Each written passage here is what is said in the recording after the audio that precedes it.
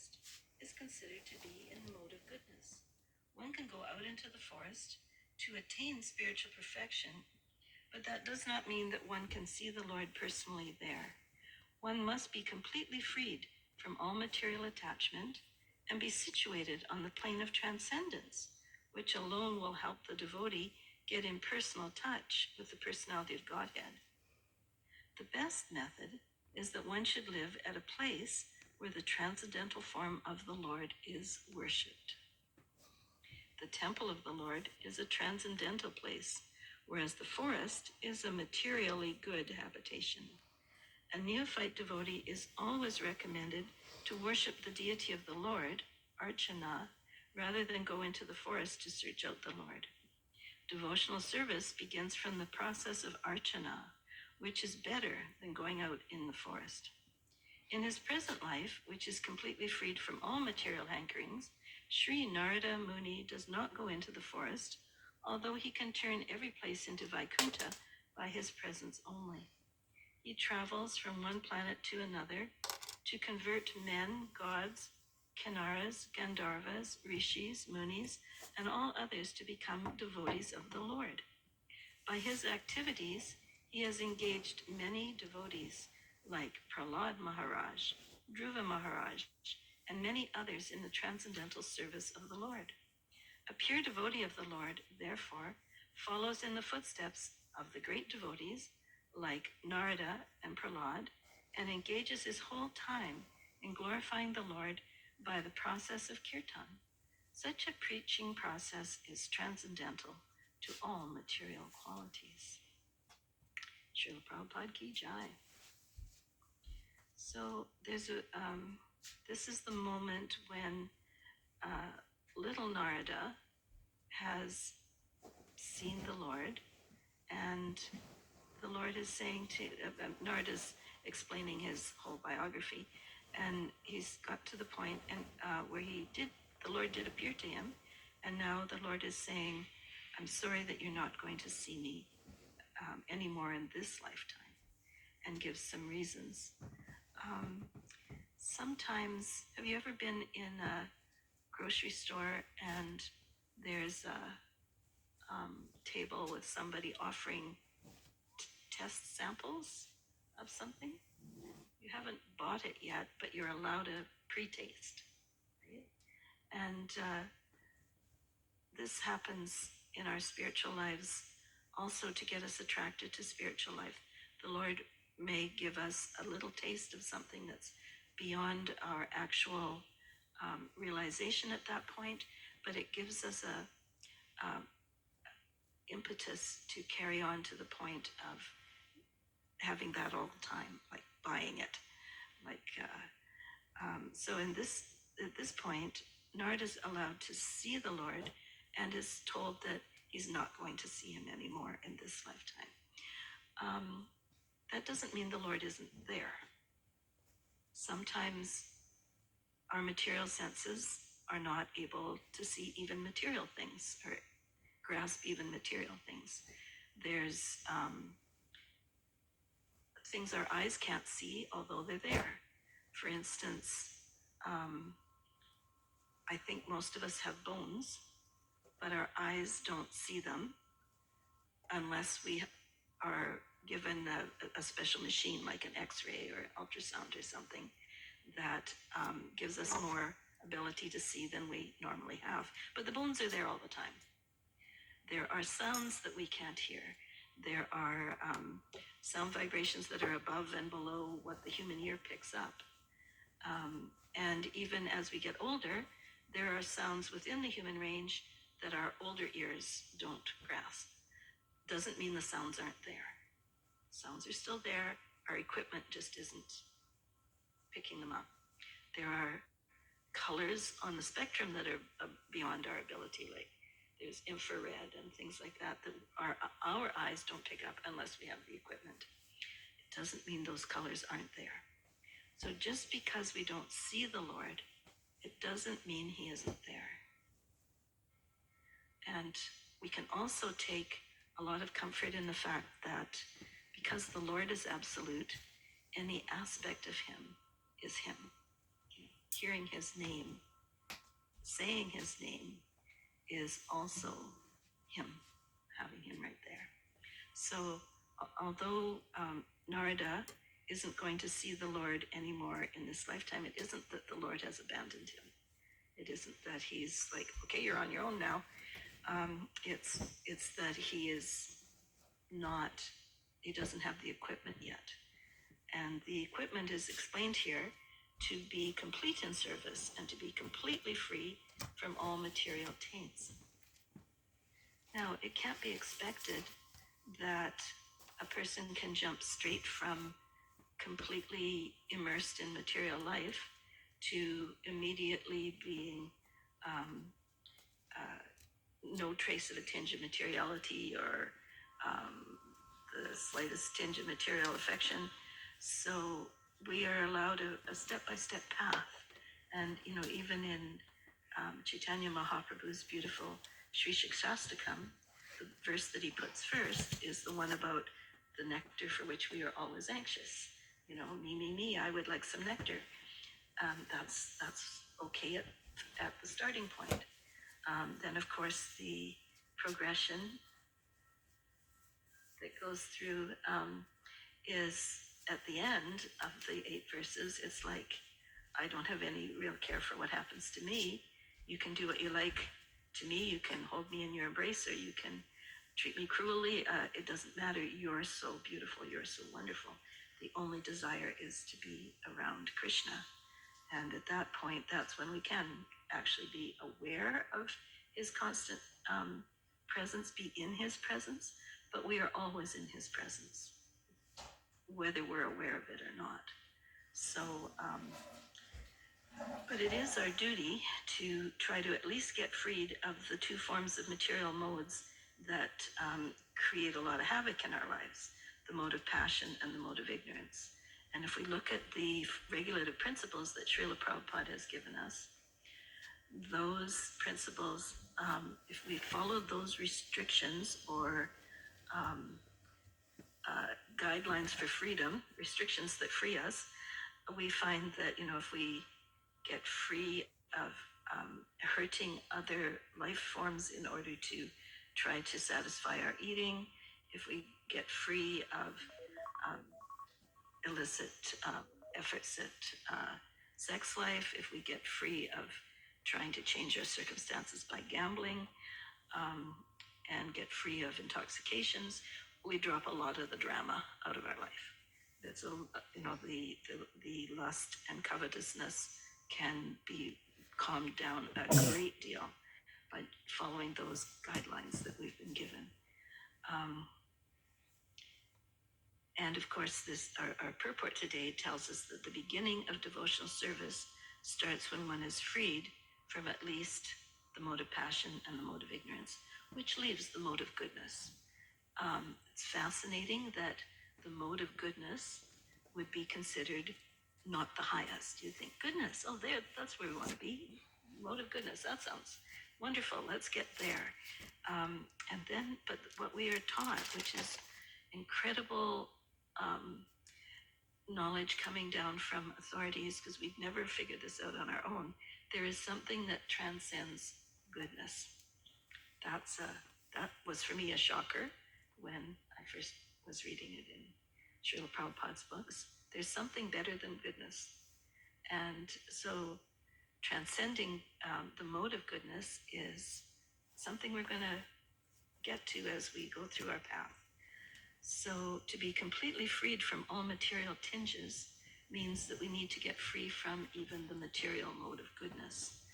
And it's maybe tricky because the mode of goodness we learn conditions us to happiness.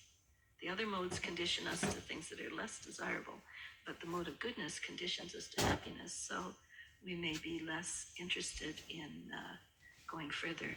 But Krishna's so kind. From time to time, we get these little taste tests, right? We get these little moments where we realize there is something beyond. So to be completely freed from all material attachment, it's very interesting that one big difference between mode of goodness and transcendence is explained in this purport. Many saints and sages of the past have gone to the forest to increase their spiritual proclivities, and we have Dhruva, who's also mentioned in this purport, who his mother's advice to him was go to the forest. That's where people go when they want to, find the Supreme Lord. So go to the forest, that's the place to go. And, that's where you find, ashrams of great saints, and you find saints living alone in caves and forests.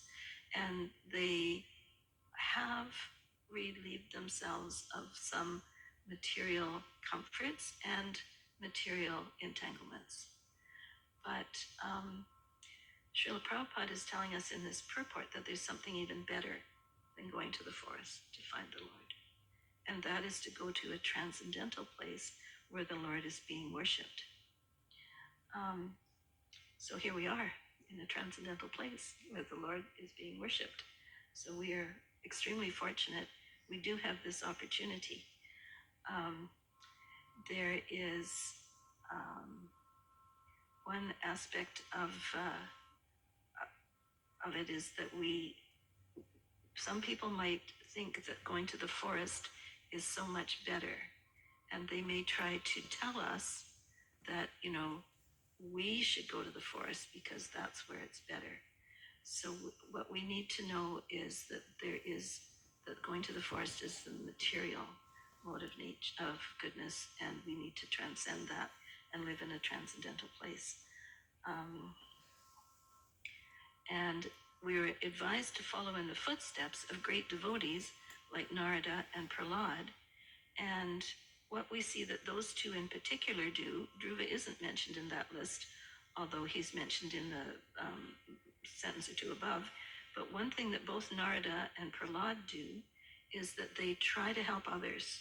They're always wandering around. Well, Narada Muni is always traveling around. I don't think he's wandering aimlessly, traveling around to place where he can help with the situation and help people get to the point of glorifying the Lord by the process of kirtan.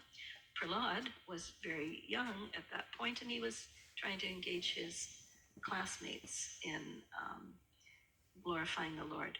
So that's an activity of the transcendental aspect and kindness and love to try to help others get free of the material modes and glorify the Lord. I always like to have a lot of time for discussion, so I'd like to stop now and see if anybody has something they'd like to add. अध्याय क्रमांक 6 अध्याय का शीर्षक है श्री नारद मुनि तथा श्रील व्यासदेव का संवाद। श्लोक क्रमांक 21। तो हम श्लोक केवल एक बार पढ़ेंगे समय के लिमिटेशंस की वजह से। कृपया मेरे पीछे दोहराइए। आप लोग श्लोक देख सकते हैं ना? 1621।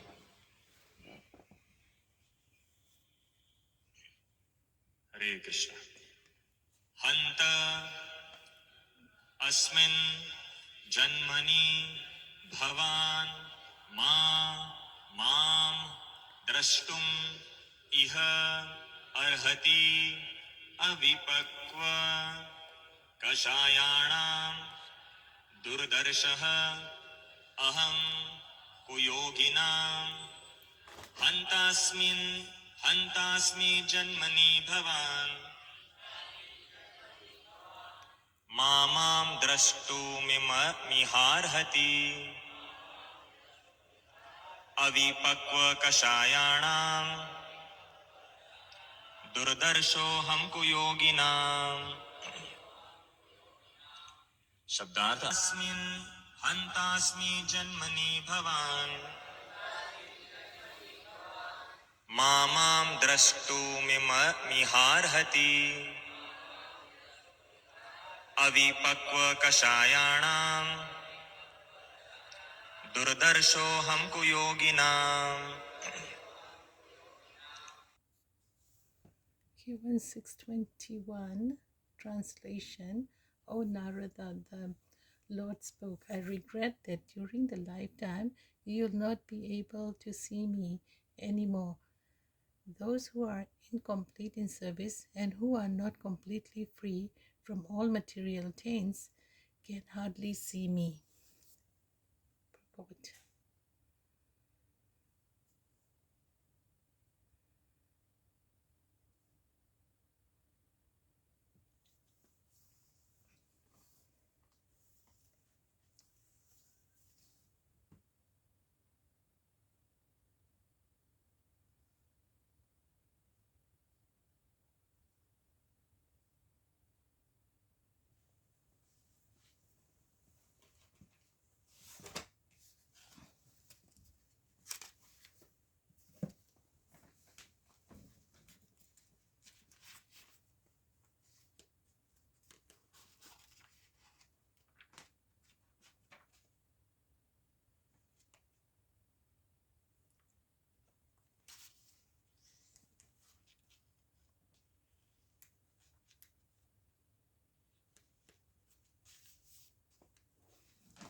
Okay, so the purport.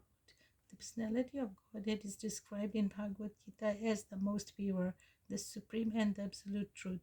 There is no trace of a tinge of materiality in his person, and thus one who has the slightest tinge of material affection cannot approach him. The beginning of the devotional service starts from the point when one is freed from at least two forms of material modes, namely the mode of passion and the mode of ignorance. The result is exhibited by the signs of being freed from kama, lust, and lobha, convertedness. That is to say, one must be freed from the desires for sense satisfaction and preference for sense gratification. The balanced mode of nature is goodness, and to be completely freed from all material tinges is to become freed from the mode of goodness also. To search the audience of God in a lonely forest is considered to be in the mode of goodness. One can go out into the forest to attain spiritual perfection, but that does not mean that one can see the Lord personally there. One must be completely freed from all material attachments and be situated on the plane of transcendence, which alone will help to develop to, which will help the devotees to get personal touch with the personality of Godhead. The best method is that one should live in a place where the transcendental form of the Lord is worshipped. The temple of the Lord is a transcendental place, whereas the forest is a material good habitation. A neophyte devotee is always recommended to worship the deity in the Lord of the Lord Archana rather than go into the forest to search out the Lord. Devotional service begins from the process of Archana.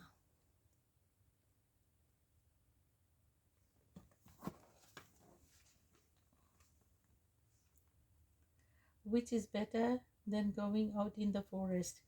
In this present life, which is completely freed from all material hankerings, Sri Narada Muni does not go into the forest, although he can turn every place into Vaikuntha by his presence only. He travels from one planet to another to convert men, gods, kinnaras, gandharvas, rishis, munis, and all others to become devotees of the Lord. By his activities, he has engaged many devotees like Prahlad Maharaj, Dhruva Maharaj, and many others in the transcendental service of the Lord. A pure devotee of the Lord therefore follows the footsteps of a great devotee like Narada and Prahlad and engages his whole time in glorifying the Lord by the process of kirtan. Such a preaching process is transcendental to all material qualities. Hare Krishna.